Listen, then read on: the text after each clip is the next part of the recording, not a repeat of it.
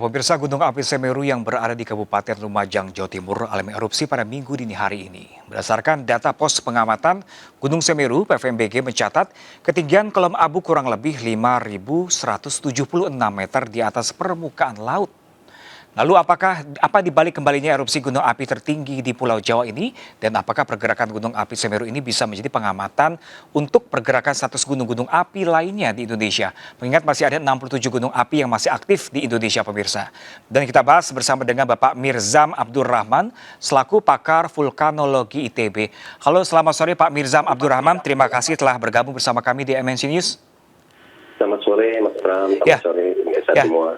Ya Pak Mirzam, di tanggal yang sama di tahun lalu, 4 Desember tahun lalu dengan hari ini, 4 Desember tahun 2022, erupsi Gunung Semeru kembali terjadi. Apakah ini sebuah kebetulan? Apakah ini suatu kondisi yang wajar atau sebaliknya Pak? Justru dengan melihat pola perulangan dari suatu gunung api, sebenarnya itu adalah suatu kearifan lokal di gunung api bahwa gunung api itu meletus ada periode tertentu, gitu ya. Jadi Mas Pram dan pemirsa bisa membayangkan bahwa di bawah Semeru itu ada suatu wadah yang disebut sebagai dapur magma dengan volume tertentu. Maka dengan kecepatan pembentukan dan pengisian yang sama, maka akan dierupsikan kemudian pada waktu dan juga besaran yang sama. Waktunya saja kebenaran sama gitu, tanggal 4 Desember. Tapi ada informasi penting bahwa jarak luncuran awan panasnya pun mendekati pada jarak yang sama. Nah, kira-kira seperti itulah sebenarnya karakter gunung api. Akan dikeluarkan pada volume yang sama, kemudian waktu yang sama. Jadi kalau kita mempunyai rentang waktu yang hampir sama erupsinya, maka volumenya akan dikeluarkan segitu juga, Mas Pram. Tetapi kalau dia waktu erupsinya datang lebih cepat, maka volume yang dikeluarkan akan jauh lebih sedikit. Tetapi kalau kemudian waktu erupsinya jauh lebih yang biasanya kita perkirakan, maka erupsinya jauh lebih besar karena akumulasi energinya dan akumulasi dari volumenya yang sudah disiapkan jauh lebih banyak dari sebelumnya. Ya, Pak Mirzam, dengan aktivitas adanya Gunung Semeru erupsi ini kembali terjadi, ini bisa diprediksi nggak sebelumnya, Pak? Ya, begini, namanya kalau prediksi gunung api itu ada dua. Ada yang prediksi jangka pendek dan juga jangka panjang. Yang saya sampaikan tadi adalah prediksi jangka panjang, menentukan bagaimana interval waktu letusan dengan estimasi volumenya. Itu namanya prediksi jangka panjang. Prediksi jangka pendek itu yang dilakukan oleh teman-teman oleh PVMBG, mengamati kegempaan, panas, kemudian deformasi dan sebagainya. Tetapi perlu menjadi catatan bahwa pembelajaran dari tahun lalu bahwa karakter letusan antara gunung yang satu dengan yang lainnya, antara gunung yang sama, antara erupsi sebelumnya dengan erupsi sekarang, itu bisa berbeda, begitu ya. Nah, kita melihat bahwa ada pembelajaran yang kemudian diambil di masyarakat yang tinggal di sekitar Semeru, gitu ya. Baik apakah letusan Semeru itu berkaitan dengan hujan seperti tahun lalu, apa seperti yang sekarang itu berkaitan.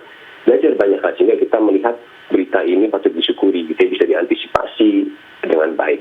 Nah, itulah kira-kira jadi ada dua pendekatan, ada yang jangka pendek dengan mengamati kegempaan, deformasi, perubahan temperatur, ada yang jangka panjang dengan mengamati interval waktu dan estimasi volume yang dikeluarkan. Oke, Pak Mirzam, ini kan dengan adanya erupsi Gunung Semeru ini apakah dipengaruhi juga Bapak, karena sebelumnya kemarin ini 1 bulan ini Pulau Jawa ini diterjang gempa seperti itu. Apakah mempengaruhi nggak sih Pak aktivitas Gunung Semeru ini? Nah, ini perlu pendalaman yang lebih dalam gitu ya. Sebenarnya nanti kita bisa deteksi datangnya gempa tektonik, kemudian jenis material yang dikeluarkan itu bisa salah satu akibat guncangan gempa yang sebelumnya. Pada beberapa kasus memang ada untuk gunung api yang kritikal gitu ya, kemudian ketika diguncang gempa besar, dia akan menjadi tidak stabil. Mas Pram dan audiens mempunyai panci yang berisi air sudah penuh, tiba-tiba kompornya digoyang-goyangkan, itu bisa meletus. Nah, produknya itu nanti berbeda ketika kalau misalnya dalam keadaan normal. Itu pernah terjadi misalkan pada waktu letusan abad ke-18 di Fuji gitu ya. Ada gempa besar di Jepang, kemudian tidak lama Gunung Fuji itu meletus. Nah, bagaimana dengan di Semeru sekarang? Itu bisa jadi begitu ya saya katakan, karena ada beberapa gempa tadi meskipun posisinya terlalu jauh. Nah, tapi nanti bisa kita lihat adalah dari produk yang kemudian dihasilkan, kemudian dari hubungan data. Ini kan baru pukul 12 tadi ya, saya belum sempat melihat secara detail gitu ya. Tetapi artinya bahwa ketika kondisi suatu daerah itu sedang banyak guncangan, untuk gunung api yang kemudian dalam keadaan kritikal atau dalam ini sudah siaga 3 atau siaga 4 itu harus lebih hati-hati. Karena dengan sangat mudah ketika diguncang sedikit saja, maka material yang ada di dalam perutnya itu dia bisa keluar terjadi erupsi. Nah, Bapak, ini kan Gunung Semeru sedang erupsi pada hari ini dan sebelumnya kemarin kami juga mendapat informasi kalau Gunung Merapi juga mengalami aktivitasnya. Ini gunung yang satu dengan gunung yang lain di Indonesia ini saling mempengaruhi atau gimana, Bapak? Jadi gini, di gunung api itu berjajar dari Indonesia Barat, Tengah sampai ke Timur. Ada yang dikatakan sebagai busur Sunda, busur Banda, Sangihe, sama Celebes. Kenapa dikelompokkan menjadi 4 busur? Itu karena mereka berada dalam satu tatanan tektonik yang sama. Tatanan tektonik yang sama, kalau orang hajatan itu dibuat oleh IO yang sama, event organizer yang sama. Maka ketika suatu gunung api atau beberapa gunung api berada dalam satu tatanan tektonik yang sama, kemudian tektonik itu sedang aktif dibandingkan tempat yang lain, bisa jadi waktu erupsinya menjadi sama. Contoh ya, Mas Pram sama saya berada dalam satu kondangan, kemudian pada pukul 12 sama-sama makan, karena memang sedang ada kondangan. Tetapi Mas Pram di Jakarta, saya di Bandung, kok bisa makan bersama-sama? Ya karena pas jamnya saja. Jadi harus dilihat posisinya. Kebenaran Merapi sama Semeru berada dalam satu tatanan yang sama.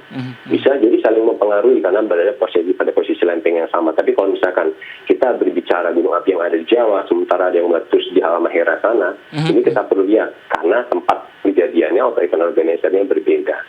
Jadi nggak bisa ditentukan juga ya Pak ya, dengan adanya erupsi Gunung Semeru ini juga akan mengaktifkan gunung-gunung aktif di sekitarnya paling terdekat seperti itu, tidak bisa diprediksi seperti itu?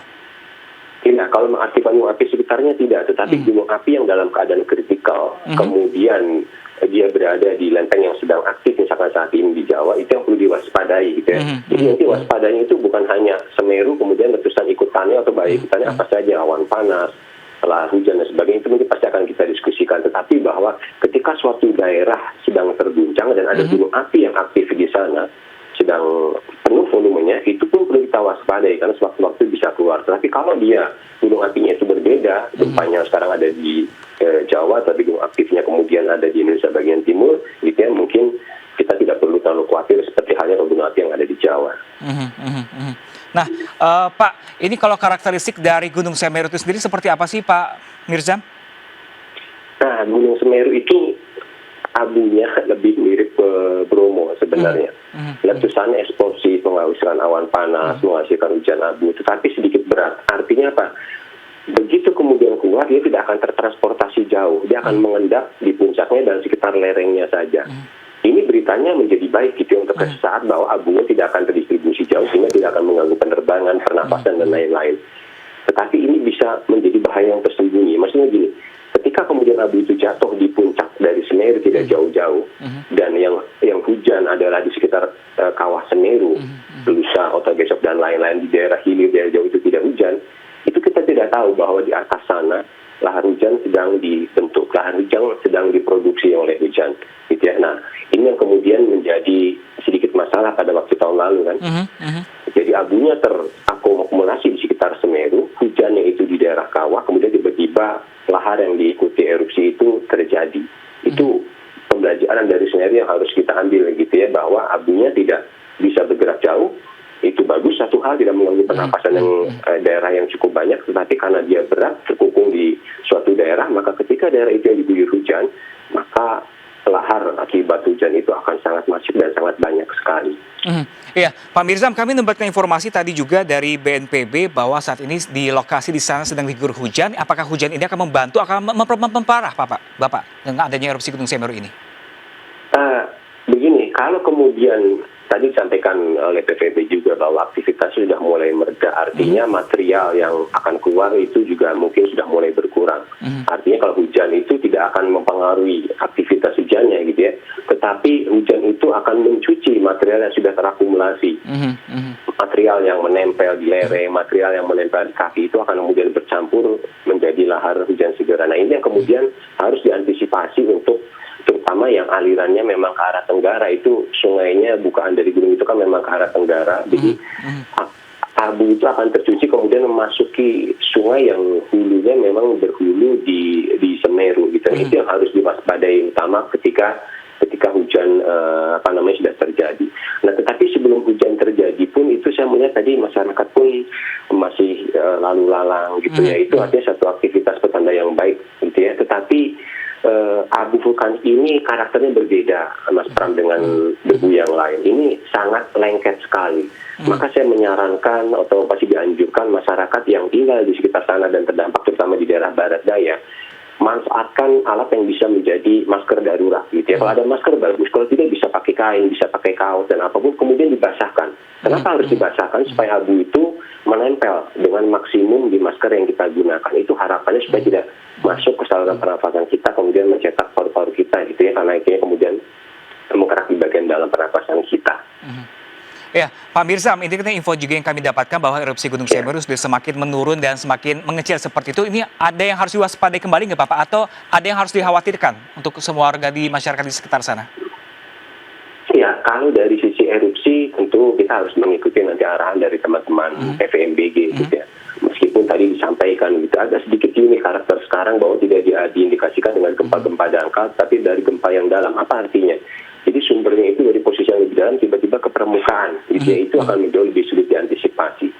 Tetapi saat ini setidaknya harus diantisipasi dampak dari material yang sudah dikeluarkan adalah satu, gunakan masker yang kemudian sudah diberikan pembasah supaya daya hisapnya atau daya nempelnya lebih maksimal. Yang kedua, disarankan tidak tinggal di dekat tadi 19 km yang mungkin gitu ya, akan luncurannya itu akan sampai ke sana, karena tadi saya sampaikan energi itu akan selalu berulang dengan waktu yang sama. Kemudian tidak tinggal juga di daerah bantaran sungai, karena begitu hujan turun materialnya itu akan tersapu dan sungai yang tidak mampu menampung dia akan meluap ke sekitarnya di daerah-daerah sekitar. Itu hal-hal yang harus diantisipasi mungkinnya dalam waktu dekat. Iya, Pak Mirzam, kalau sejauh ini Anda lihat antisipasi dari pemerintah untuk mencegah korban jiwa akibat erupsi Gunung Semeru ini seperti apa, Bapak Mirzam? Saya lihat di tahun ini itu sudah jauh lebih bagus gitu ya. Selain kita pemerintah sudah siap, masyarakat pun sepertinya sudah belajar banyak hal dari ini. Itu poin pentingnya gitu ya. Bahwa kalau selama ini masyarakat digunakan sebagai objek penerima informasi, tahun lalu itu mereka belum lupa begitu ya, sehingga mereka tahu harus kemana, dan sudah disiapkan beberapa tempat pengungsian dan lain-lain. Mereka jauh lebih siap. Inilah yang sebenarnya mau tidak mau buat kita yang tinggal di negara gunung api begitu ya, kita tujuan akhirnya adalah tidak bisa meredam gunung api, tidak meletus, tapi bagaimana living in harmony, hidup secara harmoni, bagaimana pemerintah melaksanakan tugasnya dengan mengatur kebijakan, masyarakat pun tahu tanda-tanda alam, tidak hanya tanda-tanda yang umum tapi tanda-tanda yang berubah setiap waktu gitu ya, sehingga berita baik bisa kita lihat sekarang gitu ya, bahwa semua bisa melakukan evakuasi dengan baik. Keramaian itu wajar gitu, tapi paling tidak bisa diantisipasi dengan baik. Ini adalah petanda baik, arah mitigasi kita berjalan ke arah yang benar. Oke, baik. Pak Mirzam, kita tahan sebentar. Pak Mirzam, kita akan lanjutkan di segmen berikutnya. Dan pemirsa, Breaking News masih akan kembali sesaat lagi untuk Anda. Tetaplah bersama kami.